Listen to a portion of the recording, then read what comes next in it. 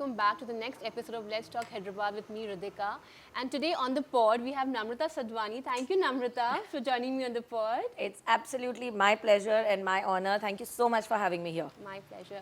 Now, Namrata, before we continue, I would like to request you to please introduce yourself to our viewers who may not be familiar with your work. Yeah, so thank you, first of all, thank you again for having me here. And hi everyone, I'm Namrata Sadhvani. So on Instagram, I'm known as a Nizami mom. I am an architect by education, a teacher by passion. I volunteer with the women's rights organization, and I'm also mom to twin boys who are now 11 years old and the light of my existence. That's fabulous. There's like so much going on. Yeah.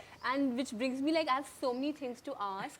But before I continue, there's a quirky question that I want to ask you. Sure, let's go Since you for were an it. ex-editor, Yep. have you ever, from the movie Devil Wears Prada, Yep. have you ever channelized your inner channelized Miranda Priestley and said, that's all to your associates?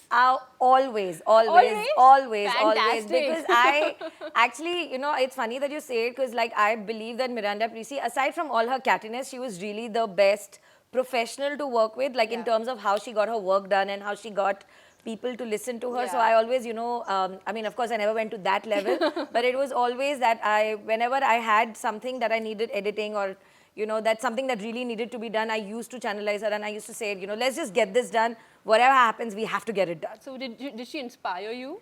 A lot in terms of her professionalism and how she got others to do the work which she demanded. I think that's a very, very admirable quality, and I believe in always picking up the good things from people. Even if there's someone who is very, very not likable, there must be some trait that you can pick up. Sure, definitely. Everyone is likable in some level. I always believe in seeing the best in people and then just drawing on that energy. That's sweet. That's actually sweet. Now you mentioned that you studied architecture. Yes, I did. So from studying architecture to being a content creator, Yep. Can you just walk me through the journey if that's okay? Yeah, of course. So, so right now I'm a full-time content creator. My chosen channels are Instagram and Twitter. But I started off as an architect. I was hugely inspired by my father, who's a civil engineer. So I chose architecture because, it is a slightly more creative form of civil engineering.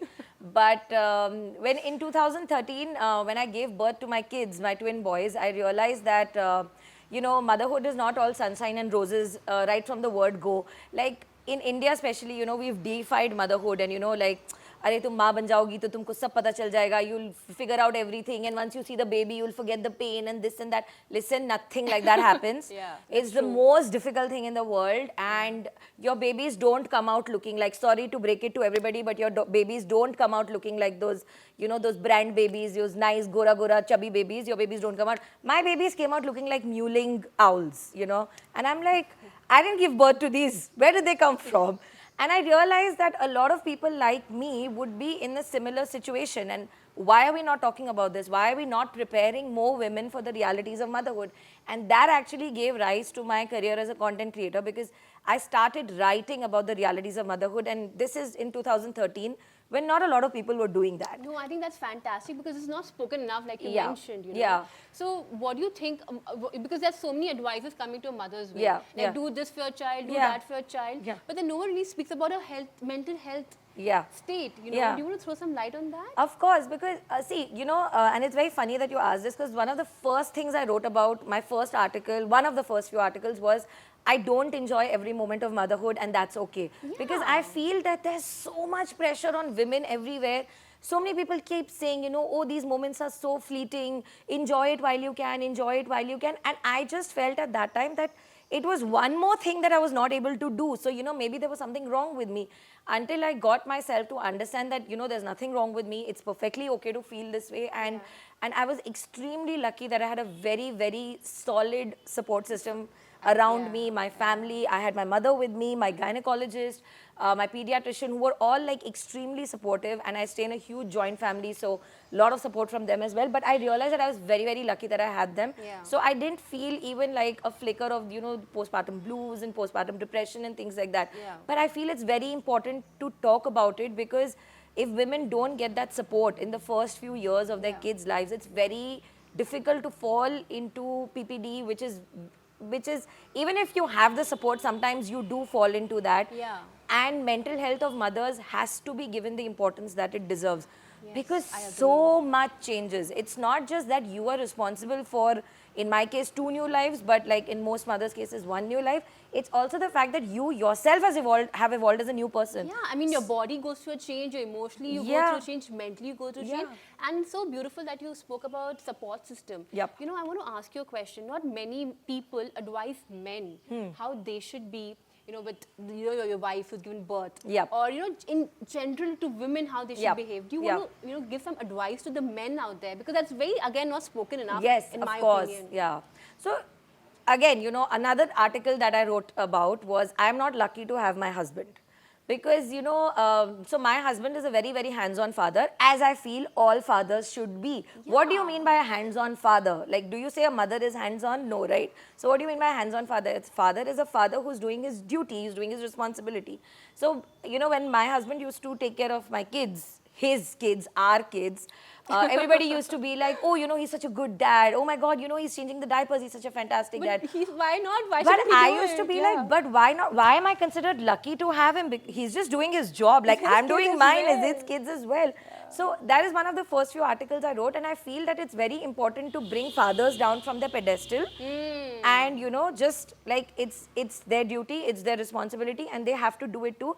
And I feel this is also giving them the respect that it deserves. Like I feel if you're going on telling the father that, listen, you know, it's fantastic that you did this, it's fantastic, you are sort of disabling them because you're not giving them the ownership. Like they want to do it, but they're not able to do it because, you know, they feel that it's very like macho behavior. It's like not my job anyways, but I'm doing it for you. Yeah. Right? So that notion has to break. Fathers have to take equal responsibility for their kids. Aside from feeding the kids, there's everything else can be done by the father. Yes. Whether it's cooking for the kid, whether it's, you know, taking them to doctor's appointments, taking them to school, doing homework, everything can be done.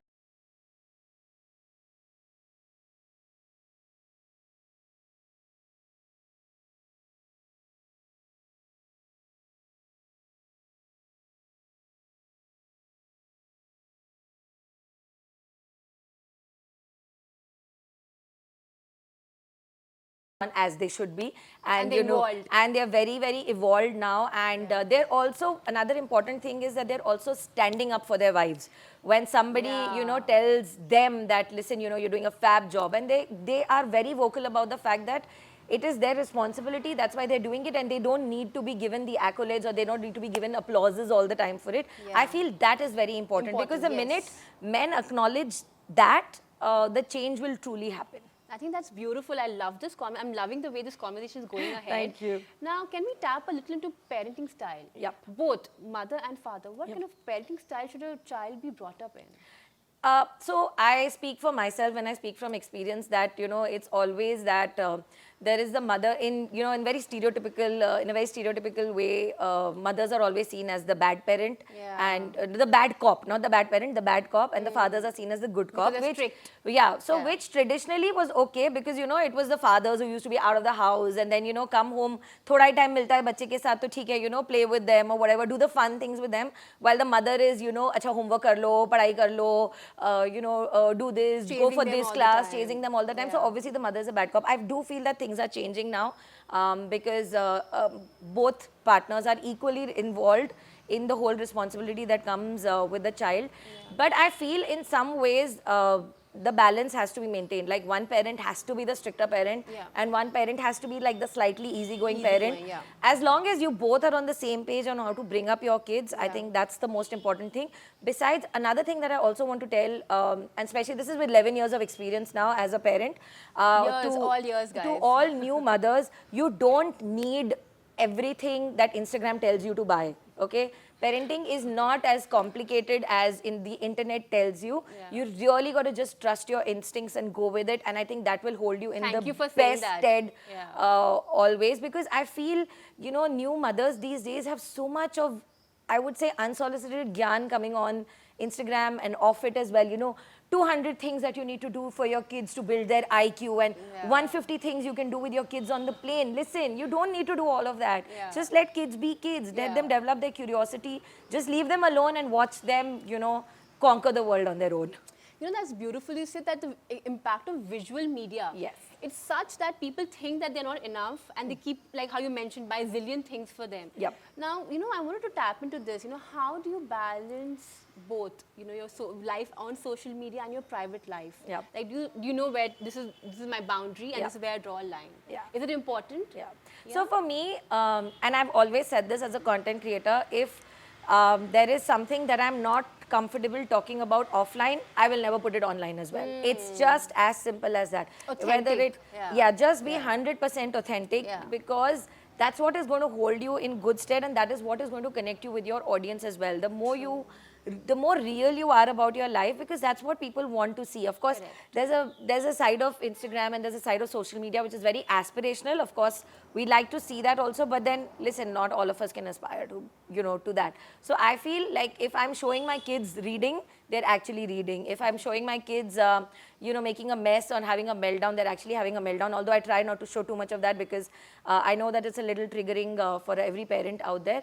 But it's just, you have to be as real and as authentic as it gets, because that's how you're going to build the connect with your audience. And it's very simple. If there's something that you're not going to do offline, don't do it online as well. That's beautiful, because people who watch like Insta, for instance, they're so happy, they're traveling, they're eating out, they're partying, they're dance. But is that really the reality? Not many authentic, like you said. I think everybody has to understand that not 100% of everybody's lives are on Instagram. So let's all remember that people choose to show you what they want you to see.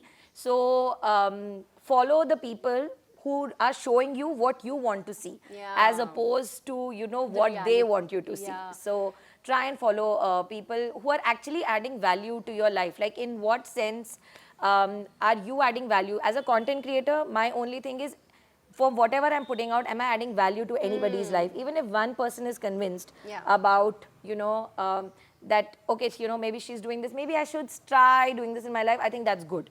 Okay, but like, if I'm going to show like a completely think, my kids are always getting A+ grade and you know what I did to do that, I don't think that's not my reality, so I'm not going to show that. So choose the people you want to follow and what exactly you want to take out of their lives and how much value are they adding to your lives. I think we need to have a nice balance in understanding who's authentic and who's not, and then follow them and get inspired from them. Yes, of course. Now, talking about content creating, once you're on the social media, any social media, people consume your content. Right.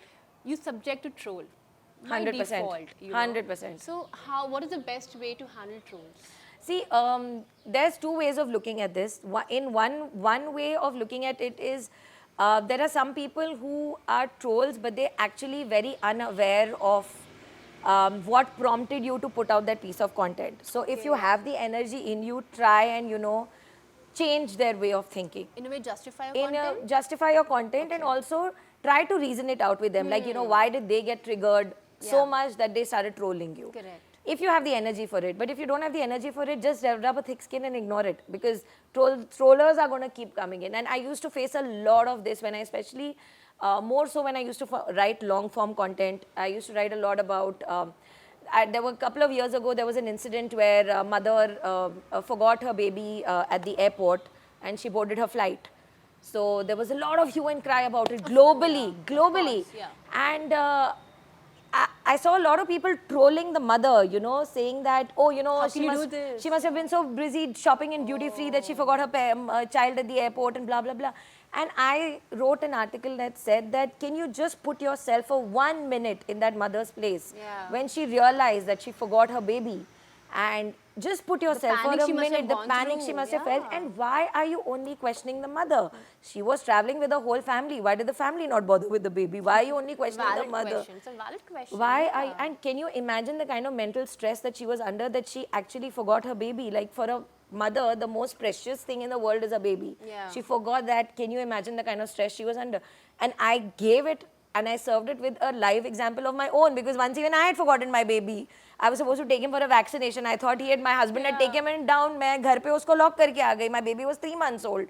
But it's okay. That doesn't make me a bad mother. So I really, and so I got like, of course, I got very heavily trolled by that article. Trolled for that article that I had written. But I realized that a lot of it was from young people who don't know any better. So So do you think maybe because of lack of empathy? Lack of empathy. And they're not forgiving? Lack of awareness, lack of empathy. And I feel as a parent, you can only realize these things once you become a parent yourself. A lot of people who are using social media are very, very young, so they don't realize it. And these kind of comments and these kind of trolls come from a place of not just not being aware of what is going on, but also being a little like non-sympathetic or like being very self-centered. Like, मैं गलत सोची हूँ तो मतलब ये गलत ही है. It takes a while to change the conversation, but if you stick with it, it really happens. That's interesting. I think these are some brilliant pointers. I mean, I'm loving this conversation. Just, we're heading towards the end of our conversation. Before we do that, I have a question for you. Sure. Do you think because you work at a corporate as well, do you think the corporate world and the work culture at corporate is supportive of women now? Now things are changing. So I've done a stint in corporate for 2 years, but that made me realize that I don't ever want to do a corporate job at that time, because they were not very supportive of my journey as a mother. Now would you reconsider? Now maybe I would reconsider it, because I do see workplace policies changing. I do see creches being set up for new mothers, and I do see a lot of support being given to women in general, and not being treated like the second-class citizen in the office just because they have to leave to pick up their kids from school or something like that. I do feel that the change is coming. So maybe now is a better life at corporate for women. But I really have to maybe join back and then figure out how it works. Figure out how it's working. So tell me, who inspires you? Who is your inspiration? My inspiration, actually, I draw my inspiration from a lot of people. Of course, everybody is inspired by their own parents, I think. But I really am, and I'm not just saying that because he's my father. I really am very, very inspired by my father, because he fought all the norms. I'm the eldest in a long line of sisters right behind me. So when I turned 21, there was a lot of pressure on my father. Ki iski shaadi kara do. We have a lot of girls waiting in the family. So my father was like, please get them married. My daughter wants to study. She will work. She will study. She will get married when she wants to get married. That's beautiful. Because I think, I think a progressive parent, in a way, really changes the generations to come. And also give the daughter freedom to make choices. Yes, and I think this is very important for people to know. That parents support your daughters and sons, of course, because once you support them, they'll have the choice to make and also for themselves.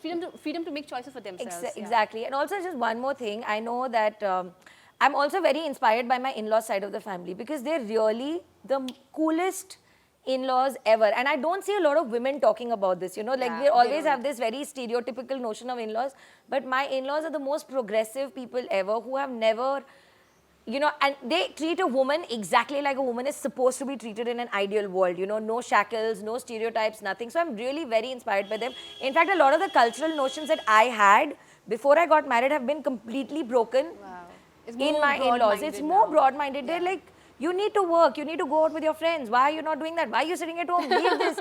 Kyun tumko rotiyan banani hai? Just forget it. Just leave it, So I feel that that's very, very empowering for any woman. It is. It truly is. That's because fantastic. A family that truly lets you be who you want to be and who you are supposed to be in an equal world, right? Women would not have to fight for these rights. I think we should have more in-laws like yours out there. I totally agree. I 100% think so. Now, before we end the podcast, I want some recommendations from you. All right. A place where people can go and shop, especially women and maybe kids. Women and kids can go and shop. I think just go to any mall in Hyderabad, because you think everything's available. Everything's available in the mall, and it's nice. There's food, there's play, there's shopping, so you can have a nice, fun family day out. And a place. But please don't go overboard with the consumerism, guys. Buy only what you want to, and not all that you buy only what you need and not what you want. I think it's very important that you mentioned this, because we just splurge thinking that we need everything, but we might not actually. No, we need to be very mindful consumers. So please shop only. It's like a very wise conversation, like a wise person talking to me, because there's so many takeaways, And it comes with experience, of course. Of course, yes. Now, a place where you recommend for people to go chill. Like mom and children, like in general. Mom and children to go chill. I love this place called The Joint in Banjara Hills. I absolutely love it, because it's so cool. It's like there's board games, there's open area, there's closed area, there's a lot of food. And the cloud kitchens there, like they're very, very good food, and there's nice options for everybody. So whether you want a dosa, whether you want pani puri, whether you want a salad, whether you want vegan food, it's all there. So I love The Joint. And before I let you go, your anthem song. My anthem song. So a lot of people tell me that I am this. I am a total Bollywood fan. So there's this song by Pariniti Chopra called Adai badi funky kare I just not got a funky. vibe. I got a vibe Ye from chori you. bari drama queen hai. So like nothing in my life is without drama. So I am And a that goes to 100% drama queen. And that goes to show that you're so authentic, because I pick up on vibes in general, I feel in love my it. head. I love and it. you're true authentic. I love that about you. Yeah, I And love one it. thing that you love about the city. I love Hyderabad. I love the people of the city because I really feel that there is so much genuine warmth and there is like the perfect mix of cosmopolitan crowd and like, you know, like people who are rooted in their traditions, in their culture. There's so much culture in the city. It is. And if there's anywhere in India that I would choose to bring up my kids, it is Hyderabad and no other city. So which is why I am a true blue Hyderabadi by blood now. You know, unfortunately, we don't have enough time, but I would love to get you on the pod again sometime Yeah, soon. we should talk about. There's so much more to talk about. There's so much. I feel like, you know, that we haven't spoken so much. There's so much yet to discover. Absolutely. But you know, for now, it's just unfortunately we don't have enough time. No worries, no worries. So thank you so much, Namrata, one more time to joining me. Thank you so much for having me. It's been a great conversation. I was looking forward to this, and I love every bit of it. Thank you. Thank you, guys. Until next time, thank you so much. Bye.